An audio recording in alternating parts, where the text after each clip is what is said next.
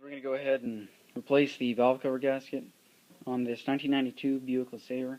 This applies to pretty much any vehicle that might have the Pontiac 3800 series V6 in it. Now you can tell we have a couple of bolts here. I'm just going to go ahead and remove all these on this valve cover right here. Some one back there. But basically what's been happening is it's been leaking a lot of oil, and it's obviously that valve cover, and that's been causing me to lose a bit of that engine oil, so I'm going to go ahead and replace that. That way I don't have to worry about that. But these bolts right here are 3/8 inch. Pull those out, and then we should be able to pull off that valve cover. Alright, so right now I'm just loosening up these bolts. There's not too terribly many of them, and they're actually very lightly put on. Although it does look like there are a couple right underneath here. You see they're kind of covered up. So I'm going to have to figure out how to pop off this little cover right here. So let's see. Oh, there it goes. Just popped right off. Hopefully I didn't break it.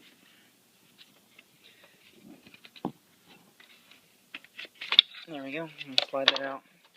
Thing's kind of dirty a little bit just because of all the oil and crud that's been there. So you see we got two more bolts right there. And pull those out, and then I should be able to pull off the rest of this valve cover. Right now, in order to get these bottom bolts out, I'm just taking a wrench because I got to get underneath this plastic cover, and I don't know exactly how it's going to come off, so I'm just not going to worry about it. But as you can see, the wrench just slips right underneath it. Alright, so if you want to check this out, in order to get out these bottom bolts right here, what I've had to do is take off every single one of these other bolts. There's 4 other ones off this valve cover, so that I can lean it back just enough that I can get full access to those bolts, as you can see right there. And once I get access to those, I can pull them off, and along with that should come off the rest of the valve cover.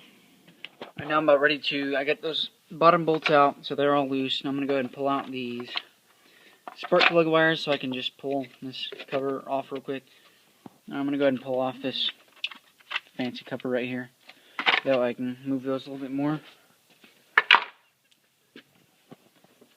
So I've got plenty of room to work. Should be able to pull this thing right off. Alright, so I just pulled off that valve cover. Now you can see I got the remains of this old gasket. Ooh, this thing is terrible. It's all icky. It's all... it's not broken or anything, but you can tell it's definitely old. And I can tell why it wouldn't be sealing up. Because it's just... It just doesn't have that foaminess that you would need. Go ahead and set that aside. And I actually found out that that metal, or that plastic, this was that little plastic thing that was on there, on my valve cover. It just snaps in. And if you take that off beforehand, I actually had to remove it, but you can see it just snaps on these little lips right here. And that's what holds in the spark plug cables, and then that's it installed. But I'm going to go ahead and clean this entire thing up because it'll help my engine look better, and when you put it all back together, got to make sure everything is perfectly clean. That way it'll work the best that it can possibly work and last the longest. So do it once, you do it right, and you should be good to go. Okay, so now what I did is I just went ahead and cleaned this whole thing off. You can see my valve cover looks pretty much brand new. It looks pretty darn awesome. But the way that this gasket actually goes in there, this is the new one I've got in there, it looks a lot better. Feels better, more rubbery. But you can kind of see there's this tab right here. Notice there's a little recess right there in the valve cover itself. And it just pops right in there. And the rest of this, all along here, allows the gasket to sit in this little groove. And that's just how it sits in there. The next step here is going to go ahead and clean off the rest of that engine, and then that way we can have a nice clean mating surface. That's the important part. And I clean my cover off, and I clean my cover off, and I got to clean the cap off that goes right here, and then it should be good to go and put it all back together. Alright, now I'm just taking this rag I've got, and I'm just wiping off this surface, trying to get all that grease and crud off. Now, there's going to be a little bit of it that I'm going to have to actually get in there a little bit more aggressive. I can probably use like a knife or something and very carefully take this off. And one thing about this is it does have an aluminum head, because that's just how they made them after these years. Alright, now that I got the surface all cleaned up, go ahead and drop this valve cover in there. The gasket came loose a little bit. We're just going to go ahead and set this in place. And we should be able to put those bolts down. And she should go right in. So I got this whole thing on there. The only thing you just got to see that it's a little bit loose, but you know that's because I haven't bolted it down. Now the gasket's kind of a pain. You got to kind of keep holding it in just to make sure that the whole thing will actually stay.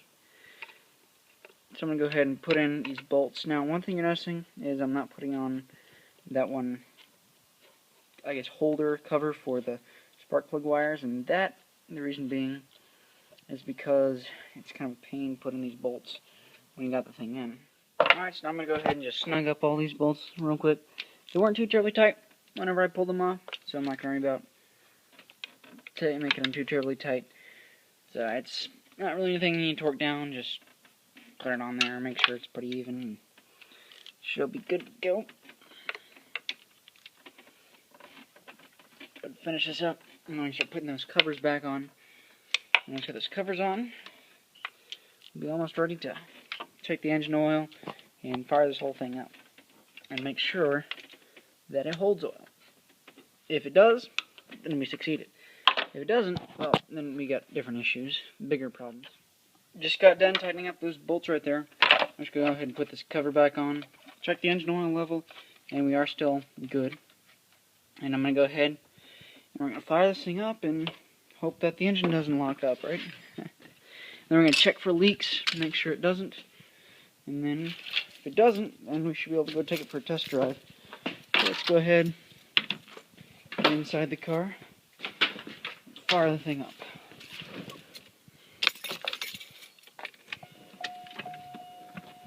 Alright, hit fuel pump engaging. Now let's go ahead and start it. There we go. Starts right up. Looks like we got pouring out oil.